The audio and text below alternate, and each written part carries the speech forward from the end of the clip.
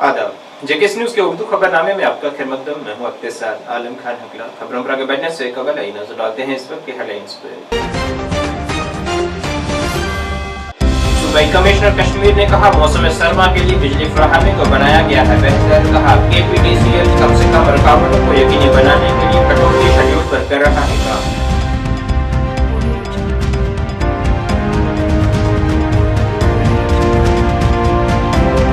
Doctor Farooq Abdullah ने कहा, मजहबी मामलात में किसी को भी नहीं होनी चाहिए मदाखलत की इजाजत। कहा, उम्रा के दौरान उन्होंने पूरी कायनात के लिए की है खुसूसी दुआएं।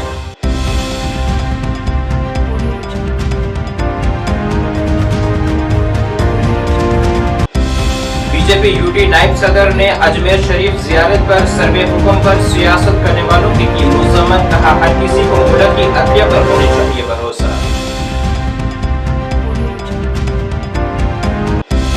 और एनिमल हस्बेंड्री महकमे में माल मवेशियों के लिए 21वें मरदमशुमारी का हुआ आगाज। 804 गाँव और 154 म्युनिसिपल वार्डों के किसानों से माल मवेशी से मुतल्लिक हासिल की जाएगी जानकारी।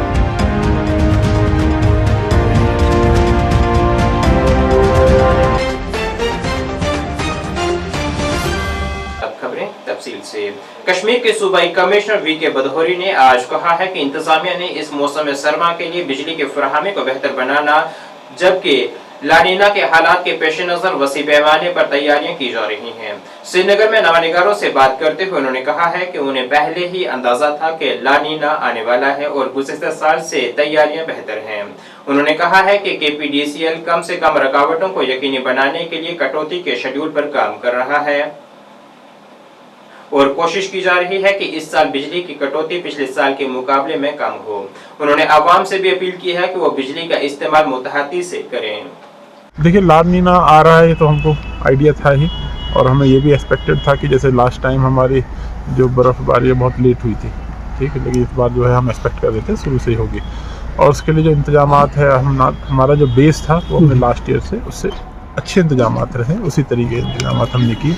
आपने देखा कि कल भी अराउंड 11-12 बजे के करीब राजधानी टॉप पे बर्फ़बारी हुई थी, तो उसको बंद किया गया था, फिर उसको खोल दिया गया तुरंत। तो अभी सब जो है हम एकदम टाइट हैं, हर जगह सारी चीज़ें दुरुस्त हैं, तो कोई घबराने नहीं। बिजली के लिए मैं इतना कह सकता हूँ कि ऑफकोर्स वोल्टेज के अब इशूज़ आने लग गए हैं। कर्टेलमेंट शेड्यूल रिवाइज जो है केपीडीसीएल बना रहा है।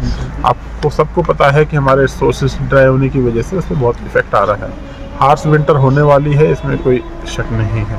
इसके लिए रिक्वेस्ट ये है कि जो ट्रांसफार्मर, जो मेन इशू आता है हमारे, जब ट्रांसफार्मर बर्न डाउन हो जाते हैं, उससे जो है डिस्ट्रेस कट तो एक्चुअल में उसकी वजह से ही लगता है। ऐसा ना हो तो उस समय जो हमारे कंज्यूमर है उनका हमें बहुत ताउन उसमें चाहिए होता है, ताकि वो सही तरीके से यूज़ करे, जो लोड है उसको यूज़ करे, और जो क्रूड इंस्ट्रूमेंट है उसको ना इस्तेमाल करे, जिससे कि आग लगने। सर एक तो पूरी उम्मीद है कि इस बार नहीं होंगे। जैसे मैंने कहा कि हम लोग भी इसके लिए, और हमें जैसा सहयोग मिलेगा। अनशेड्यूल्ड डिस्ट्रेस कट भाई तभी होते हैं जब कोई एक्स्ट्रा, जब आप ड्रॉ करते हैं। मेरे पास ऐसे मौके हैं, मेरा ट्रांसफार्मर जल गया, मैं वापस लगाता हूँ, वो तुरंत जल जाता है, फिर आप उसे कैसे करोगे? तो उसमें तो सभी का फिर हमें सहयोग चाहिए। ये देखिए, इसमें आपने देखा है, अभी मैं अगेन एग्जांपल दूंगा, पीछे बर्फबारी जब हुई थी, बंद हुआ, फिर उसको खोल दिया गया। एक अनफॉर्चुनेट इंसिडेंट जो मीडिया में काफ़ी वायरल हुआ। ऐसा इंतजाम, उसकी तो इंक्वायरी हम कर ही रहे हैं, बट ऐसा ना हो उसके लिए और पुख्ता जो है हमने इंतजाम करने के लिए कहा है कि ऐसी हम न्यूज़ ऐसी बर्दाश्त नहीं करेंगे। उम्रा की अदायगी के बाद श्रीनगर पहुंचने पर आज नेशनल कॉन्फ्रेंस के सदर डॉक्टर फारूक अब्दुल्ला को उनका खैरख्वाहों ने वालहाना इस्तकबाल किया है और उन्हें मुबारकबाद पेश की है। ज़राए अबलाग से इस मौके पर बात करते हुए डॉक्टर फारूक अब्दुल्ला ने कहा है कि उन्होंने पूरी उम्मत मुस्लिमा और पूरी कायनात के लिए दुआ की है। एलजी के जरिए मुलाजमिन को बरतरफ किए जाने के मामले पर उन्होंने कहा है कि जम्मू कश्मीर हुकूमत हर मामले पर अपनी नजर रखे हुई है।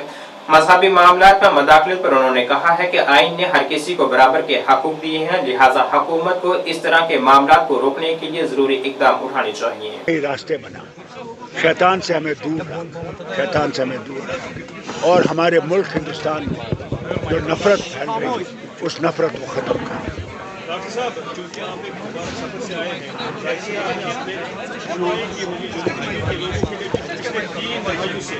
उसी पर अलग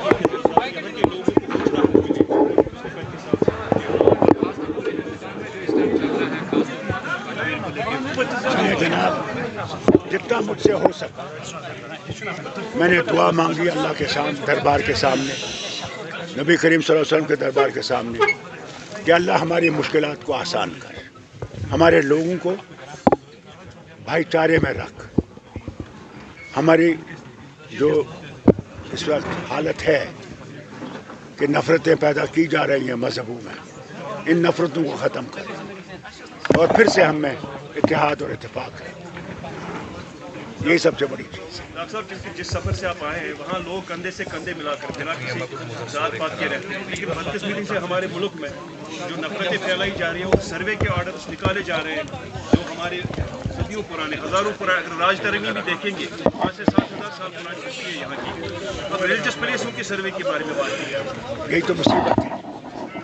जितना मुझसे मांगा गया मैंने मांगा अल्लाह से कि रहम कर, इन मुश्किलों से हमें निजात दे, और जो इस पे लगे हुए हैं कि नफरतें बढ़ाई जाए, अल्लाह उनके इन रास्तों को बंद कर। सरकारी मुलाजमीन को बरतरफ किया है LG जनाब, हर एक चीज़ पे हुकूमत नज़र रखेगी, देखेगी किस वजह से ये हुआ है, क्यों हुआ है, वो हुकूमत देखेगी। डॉक्टर साहब, एक जो सीज़ फायर हुआ है लेबनान और इजराइल में, हमने इस तरह की उम्मीद रखेंगे कि इम्पैक्ट पड़ेगा। देखिए, ये एक अच्छा कदम है कि इजराइल और लेबनान में सीज़ फायर हुआ, मगर बहुत ज़रूरत है कि जो गाज़ा में आज भी हमले हो रहे हैं, जिसमें अमेरिका और इजराइल मिल के कर रहा है, शाम पे, ईरान पे, ये ख़तरनाक चीज़ है और इसके लिए भी इनको सीज़ फायर फ़ौरन करना चाहिए। आपने डिबेट सुनी होगी सिक्योरिटी काउंसिल में जो हुई, और अगर उस सिक्योरिटी काउंसिल का कोई मकसद है, जो सिक्योरिटी काउंसिल के हिदायतें थी, उन पे इजराइल को काम करना चाहिए और वहाँ सीज़ फायर करना चाहिए, और जो ह्यूमैनिटेरियन एड है उसको आने देना चाहिए उन इलाकों में। संभल जैसा वाक़ा जब यहाँ पाकिस्तान में होता है, साथ में मुक़द्दस दरगाह जो है शरीफ, उसमें भी सवालिया निशान खड़े हो जाते हैं। एक मुसलमान अनसेफ फील कर रहा है इस टाइम अपने ही मुल्क में। जरूर, इसमें कोई दो राय नहीं, अनसेफ कर रहा है, मगर इसको मैं हुकूमत हिंदुस्तान से कहूँगा इसको बंद करो, क्योंकि मुसलमान को समंदर में नहीं फेंक सकते। 24 करोड़ मुसलमानों को कहाँ फेंक, इसलिए मुसलमानों के साथ भी बराबर का सलूक कीजिए, वही हमारा आईन है। आईन में कोई फ़र्क नहीं है किसी मज़हब में, किसी ज़बान में, सब बराबर हैं, और उस चीज़ को इनको याद रखना चाहिए। अगर आईन को ने तितर बितर किया फिर कहाँ हिंदुस्तान रहेगा। रिजर्वेशन का भी हम इनसे कहेंगे, रिजर्वेशन पे इनको देखना चाहिए। ये ज़रूर है जो नीचे गिरे हुए वर्ग है उनको रिजर्वेशन होनी चाहिए, इसमें कोई शक नहीं है, तभी उठेंगे। इसलिए तो रिजर्वेशन रखी गई थी, इनको बराबरी फैलाया, इसको देखना चाहिए, बराबरी देखना चाहिए। बांग्लादेश में अक़लियती बरादरी पर हो रहे हमलों की मज़म्मत में आज शिवसेना डोगरा फ्रंट की जानिब से एक एहतजाज किया गया है। एहतजाज की क़यादत करते हुए फ्रंट के सदर अशोक गुप्ता ने महबूबा मुफ्ती के हालिया बयान की भी मज़म्मत की है। साथ ही मरकजी हुकूमत से मुतालबा किया है कि वो भारत में बांग्लादेश के सफारतखाना को बंद करे और वहाँ अक़लियतियों पर हो रहे हमलों को रोका जाए। मोहम्मद यूनुस, मोहम्मद यूनुस, मोहम्मद यूनुस, मोहम्मद यूनुस, मोहम्मद यूनुस, अम्बेसडर पाकिस्तान बांग्लादेश को, अम्बेसडर बांग्लादेश को, अम्बेसडर बांग्लादेश को, अम्बेसडर बांग्लादेश को, महबूबा मुफ्ती पर FIR, महबूबा मुफ्ती पर FIR, मुफ्ती पर FIR, मोहम्मद यूनुस, मोहम्मद यूनुस धार्मिक स्थल से होकर के वापस आए हैं, मुबारक है आपको। लेकिन कम्युनल टेंशन पैदा करने वाली लेडी, उसको उठाओ और जेल के अंदर बंद करो। और बांग्लादेश के अंदर अत्याचार हिंदुओं पर किया जा रहा है, पुलिस साथ में मिली हुई है, बटेंगे कटेंगे। मैं नारा आपको याद करवा रहा हूं, आज वहां उनको मारा जा रहा है, काटा जा रहा है, और यहाँ पर एम्बेसी के अंदर उनका एम्बेसडर यहाँ बैठा हुआ है हिंदुस्तान के अंदर, फ़ौरन रवाना करो, एम्बेसी बंद करो। और यूनिस का मैंने पुतला फूका है कि mister Yunus, chief adviser Bangladesh, तुम बिल्कुल उग्रवादियों के साथ मिलकर के एक सरकार चलाने का वादा कर रहे हो। और श्रीमान ट्रंप जी, आपने बड़ा स्पष्ट करा था कि हिंदुओं के वोट, हिंदुओं की सुरक्षा, आज बांग्लादेश का प्रश्न आया। अब आपको जैसे ही कुर्सी पर बैठो, चेतावनी दो बांग्लादेश को, क्योंकि हिंदुओं को वहाँ प्रताड़ित करने का प्रयास किया जा रहा है। इस्कॉन टेम्पल के जो हैं प्रीस्ट, उन पे भी हमला किया जा रहा है। इस्कॉन टेम्पल के प्रीस्ट 2 हैं, उन दोनों को गिरफ्तार कर लिया। टेम्पल के ऊपर हमला हुआ है, ये कदापि बर्दाश्त नहीं होगा, इसलिए यूनिस का पुतला जलाया। इसलिए मैं मांग करना चाहता हूँ, इस सारे संदर्भ के अंदर एम्बेसी बंद करो बांग्लादेश की, उसको एम्बेसडर को रवाना करो और प्रोटेस्ट लॉन्च करो। और अगर वो नहीं समझता, बीजेपी जम्मू कश्मीर नायब सदर सूफी यूसुफ ने महबूबा मुफ्ती की जानिब से हाल के दिनों में दिए गए बयान की मजम्मत करते हुए कहा है कि अदालत उज़्मा में अर्जी दायर करने का हर किसी को हक है, मगर अवाम को अदालत पर भरोसा होना चाहिए। नामनिगारों से बात करते हुए उन्होंने कहा है कि अजमेर शरीफ की ज़ियारत में सर्वे के मामले पर कुछ लोग सियासत करने की कोशिश कर रहे हैं, जिन्हें बाज आना चाहिए और इस मामले को हिंदू और मुस्लिम से तशबीह नहीं देना चाहिए, क्योंकि इस ज़ियारत से हर किसी का अकीदा मुंसलिक है। कहा है किसी मस्जिद को कि वहां सर्वे करना चाहिए या किसी मंदिर को सर्वे करना चाहिए, क्या ये मंदिर मस्जिद तो नहीं है? तो इसमें मुझे लगता है कि किसी को ऐतराज नहीं होना चाहिए। अलबत्ता यहां कुछ सियासतदान इसको जो है मजहबी रंग देख के इसको हिंदू मुस्लिम कराना चाहते हैं। ऐसा नहीं है। आप मुझे बताइए कि एक कानून 1947 में मुत्तफिक राय पे बनाया गया कि इस कानून के ऊपर अमल किया जाए। 1947 में कहा गया कि जहां मस्जिद है वहां मस्जिद उसको रहने देना चाहिए, जहां मंदिर है वहां उसको मंदिर रहने देना चाहिए। तो जब यहां आजाद हम हुए, आजादी के बाद, तो जो हमारे स्थान है, जो हमारी जियारतें हैं, जो हमारे श्राइनर्स हैं, उनके ऊपर किसी को कोई एतराज नहीं होना चाहिए। तो अब अगर आपने कोई याचिका दायर की कोर्ट में, कोर्ट को तो आपको रिप्ले करना है ना। हमें ऑनरेबल कोर्ट पे विश्वास होना चाहिए। मुझे लगता है कि हिंदुस्तान का जो हमारा कानून है, हमारा कोर्ट है, वो कहीं गलत नहीं करेगा। हमें अपना भरोसा रखना चाहिए कोर्ट के ऊपर।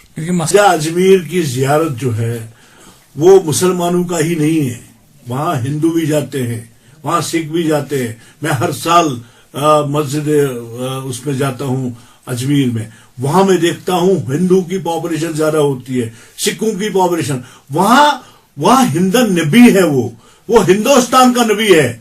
उसमें मजहब आप क्यों लाते हो? उसमें आप क्यों मुसलमान हिंदुस्तान लाते हो, मुसलमान हिंदू लाते हो? वो तो हिंदन नबी है, वो हिंदुस्तान के 140 करोड़ देशवासियों का हिंदन नबी है। उस हिंदन नबी के चौखट पे हर कोई जाता है बिना मजहब मिल्लत। माल मवेशी से मुतल्लिक महकमे ने आज जम्मू जिले के लिए 21वें मरदमशुमारी का आगाज किया है, जिसका इब्तिदा डायरेक्टर एनिमल हस्बेंड्री महकमा जम्मू डॉक्टर वाहिदा परवीन ने सतवारी से किया है। इस मरदमशुमारी का मकसद किसानों के लिए हुकूमत की जानिब से मुतारिफ करवाई गई स्कीमों को उन तक मुकम्मल तौर पर पहुंचाना है। इस दौरान डायरेक्टर मौसूफा ने जानकारी दी है कि जिला जम्मू के 804 गाँव और 154 बाड़ों में ये मरदमशुमारी की जाएगी। उन्होंने मुतलका अमले को तलकीन की है कि वो इस काम को शफाफियत के साथ अंजाम दें, ताकि कोई भी किसान इस स्कीम से मुस्तस्ना न रह सके। साथ ही किसानों से भी अपील की गई है कि वो इस मुहिम में महकमे की भरपूर हिमायत करें। थोड़ा सा एक और फोटो लेना, थोड़ा सर्कल बड़ा करेंगे। ठीक है, एक और फोटो खींचो यार। हाँ हाँ सर, आओ डॉक्टर साथ में जाओ सर, इधर आओ। हाँ जी डॉक्टर, एक मिनट चलो आने जाने। हाँ जी सर, सारे इधर रखे। Yes, ready. सबसे पहले मैं अपने फार्मर भाइयों को और जिन्होंने लाइव स्टॉक रखा है उनको मुबारकबाद पेश करती हूँ इस 21st सेंसस का। इस सेंसस की वजह से हम अपने एग्जैक्ट फिगर जो है हमारे एनिमल्स का ले सकते हैं, हाउस होल्ड्स का ले सकते हैं, और उनका बेनिफिट ये, इसका मतलब ये है कि हमारी जो स्कीम्स आ रही हैं, पूरे जिन फार्मर्स का हम सेंसस करेंगे उनको ये लाभ मिलेगा इस स्कीम्स का। इस स्कीम के तहत हम आज जम्मू डिस्ट्रिक्ट का जो है किक स्टार्ट कर रहे हैं। हालांकि हमने बाकी डिस्ट्रिक्ट्स का स्टार्ट कर लिया है ऑलरेडी, लेकिन आज हम जम्मू डिस्ट्रिक्ट का स्टार्ट कर रहे हैं, जिसमें हम 804 विलेजेस कवर करेंगे, जिसमें कि 804 विलेजेस में हमारे 154 म्यूनसिपल वार्ड्स हैं और 1,70,917 हाउस होल्ड्स को हम कवर करेंगे। मेरी सब एम्प्लॉइज़ से ये रिक्वेस्ट है कि ये जो क्या कहते हैं, ये यहाँ का जो सेंसस है ये ऑनलाइन है, कहीं पे भी चूक ना हो जाए, ताकि हमारा कोई बेनिफिशरी इसमें छूटे ना फ़ायदा लेने से। साथ में फार्मर भाइयों को और लाइव स्टॉक रखने वाले भाइयों को मैं अपील करती हूँ कि ये जो आप हमारे मुलाजमों का भरपूर साथ दें, क्योंकि यूजुअली देखा जाता है कि हमारा मुलाजिम बाहर खड़ा होता है और लोग दरवाज़ा नहीं खोलते हैं। इसलिए मैं अपील करती हूँ सबसे कि ये जो स्कीमें हैं ये आपके ही बेनिफिट्स के लिए हैं। हमारे मुलाजमों का भरपूर साथ दीजिए और इन स्कीमों का फ़ायदा उठाइए। Thank you. अपनी नौइयत का पहला the great hip hop show Jammu Kashmir में मुनक्किद होने जा रहा है, जिसका मकसद बासलाहियत फनकारों को अपना फन पेश करने का मौका फराहम करना है। ये शो 4 ज़ुमरों पर मुश्तमिल रहेगा, जिसमें डांस, जूनियर डांस और सीनियर डांस, मौसीकी और रैप शामिल हैं। इसमें कामयाबी हासिल करने वाले को 1.5 लाख रुपए का इनाम भी दिया जाएगा। शो जो है हमारा, उसका नाम है the great hip hop show, और ये शो को हम हिप हॉप की प्रमोशन के लिए J&K के अंदर लेके आए हैं, और ये शो J&K में पहली बार हो रहा है। ठीक है, इस शो में 4 कैटेगरीज है, dance junior, dance senior, singing और रैप। जो जीतने वाले बच्चे हैं उनके लिए हमने रखा 1.5 लाख रुपए का प्राइस पूल। ठीक है, इसका जो ग्रैंड फिनाले होगा वो होगा कटरा वैष्णो देवी के अंदर स्पिरिचुअल ग्रोथ सेंटर में, जहाँ 370+ लाइव अटेंडीज होंगे। ठीक है, तो अब हम चाहते हैं कि जो भी बच्चा अगर एक आर्टिस्ट बनना चाहता है तो उसको सबसे ज़्यादा ज़रूरी होती है उसकी ऑडियंस। तो इस शो के दौरान उसके पास एक ऐसा मौका है अपनी ऑडियंस बिल्ड करने का, और ये जो शो होगा ये लाइव होगा बिल्कुल। इसकी प्रॉपर जो कंटेंट बनेगा वो प्रॉपर यूट्यूब के ऊपर आएगा, इंस्टाग्राम के ऊपर आएगा, तो काफ़ी ज़्यादा हेल्प मिलेगी उस बच्चे को अपना करियर ग्रो करने के लिए। ठीक है, फर्दर जो बच्चे हमारे फिनालिस्ट रहेंगे उनके लिए हमारी तरफ से प्रॉपर जो भी वो परफॉर्म वहाँ करेंगे, जो भी स्टूडियो का खर्चा वगैरह रहेगा वो सब हमारी तरफ से रहेगा। वो सब बच्चे वहाँ अपने ओरिजिनल ट्रैक्स परफॉर्म करेंगे, तो जितना भी म्यूज़िक वगैरह का रहेगा वो सारा हमारी तरफ से रहेगा। और जो बच्चे जीतेंगे उनके लिए हमने 1.5 लाख का प्राइस पूल रखा हुआ है।